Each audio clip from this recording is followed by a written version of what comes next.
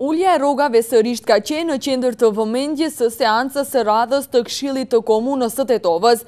Reagimi ka qenë i këshilltarëve të PD-s-së, të cilët edhe një herë kanë debatuar për uljen e rrogave të punëtorëve të administratës së Komunës së Tetovës. Debati është nxitur në pikën e 3 të rendit të ditës, gjithsesi propozim vendimi për ndryshim dhe plotësimin e vendimit për kryerjen e buxhetit të Komunës së Tetovës për vitin 2014. Me këtë vendim, plotësohet buxheti për rritjen e pagës për 5% për punëtorët e administratës në bazë të vendimit të qeverisë.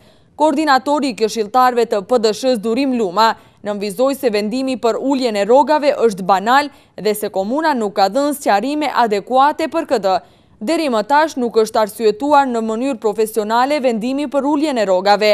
Arsyetimet se harmonizohen me rrogat e administratës në të gjithë vendin janë banale dhe nuk kanë bazë ligjore, prandaj duhet që ky vendim të tërhiqet.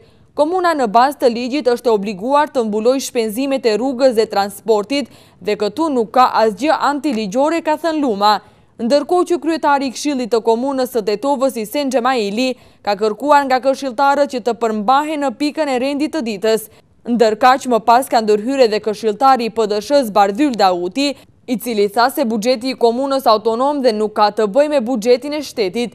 Gjithnjë përmenden uzimet e raportit të revizionit, por në asnjë komunë në Maqedoni nuk zbatohen uzimet pasi që komunat kanë buxhetin e tyre autonom dhe ky është rasti i veçantë kur komuna vepron në bazë të atij raporti, tha Dauti.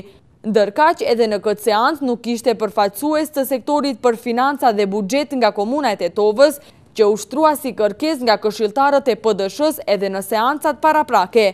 Po ashtu gjatë seancës së Këshillit të Komunës u miratua edhe propozim vendimi për avancimin e sportit në komunën e Tetovës pas marrjes në kompetencë të 4 objekteve sportive nga ana e komunës.